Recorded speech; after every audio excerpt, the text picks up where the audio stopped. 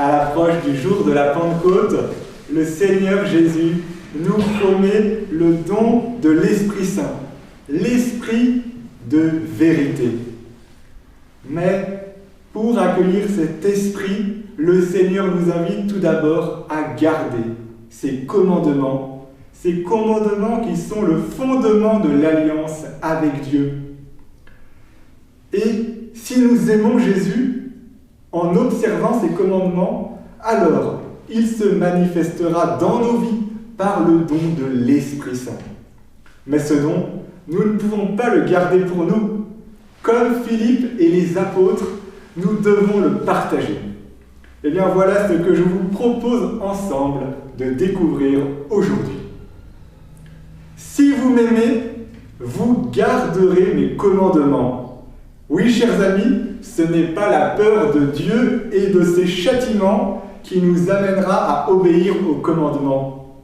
Non, c'est grâce à l'amour que nous aurons pour Jésus que, oui, nous garderons les commandements, car il s'agit bien de les garder comme un bien précieux que nous recevons, comme les fondements de l'alliance avec Dieu. Avez-vous déjà remarqué que les commandements nous révèlent qui nous sommes vraiment? Tu ne tueras pas, tu ne voleras pas, tu aimeras ton prochain comme toi-même. Cela nous montre que l'homme n'est pas fait pour tuer, pour dérober les biens des autres, mais pour aimer, et donc pour entrer dans une alliance avec Dieu. Car qui garderait les commandements sans aimer celui qui nous les donne, le Christ?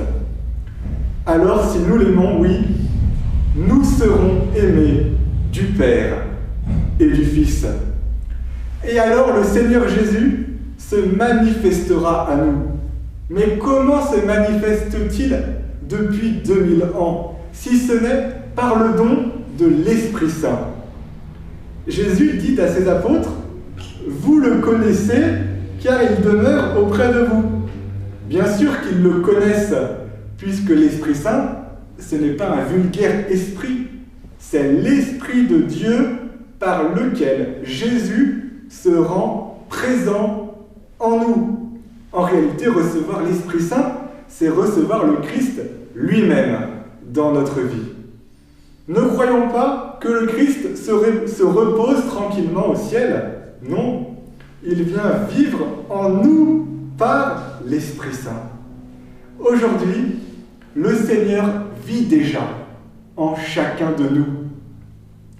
Alors, chers amis, ayons à cœur de recevoir l'Esprit Saint, à le faire vivre en nous pour l'offrir au monde. Et dans la première lecture, nous avons vu les miracles accomplis par Philippe. C'est la source d'une grande joie dans toute la Samarie, et pourtant, ce n'est pas l'essentiel. Ces miracles, ce sont des signes pour manifester l'amour que Jésus nous porte et encourager les hommes à recevoir le baptême. Mais en fait, Pierre et Jean sont envoyés dans le but d'imposer les mains pour que les Samaritains reçoivent le don de l'Esprit Saint. C'est cela l'essentiel. Ce ne sont pas les miracles, c'est de recevoir l'Esprit Saint pour vivre une vie nouvelle dans le Christ. Et c'est grâce à l'Esprit Saint que les nouveaux chrétiens, comme chacun d'entre nous, nous pouvons, à la suite de Saint Pierre, être prêts à tout moment à présenter une défense devant quiconque nous demande raison de l'espérance qui est en nous. Oui, nous avons l'espérance de la vie éternelle auprès de Dieu. Et c'est seulement grâce à l'Esprit Saint présent en nous que nous aurons la force et le courage d'en témoigner, mais avec douceur et respect. Alors, chers amis, souhaitez-vous garder les commandements du Seigneur comme un trésor, comme le fondement de l'alliance, cette alliance d'amour dans laquelle le Seigneur nous invite à entrer pour recevoir l'Esprit Saint. Cet Esprit, ce n'est pas une petite friandise pour nous faire patienter jusqu'au retour du Seigneur dans sa gloire. Non, c'est la présence du Christ lui-même dans notre existence, du Christ vainqueur de la mort. Recevoir cet Esprit, c'est avoir Jésus en soi. Et comme Jésus est dans le Père, c'est déjà vivre en Dieu pour la vie éternelle. Alors n'hésitons pas à transmettre cet Esprit Saint. Et c'est ce que nous ferons certainement très bientôt lorsque nous étendrons les bras et imposerons les mains à nos 5 catéchumènes.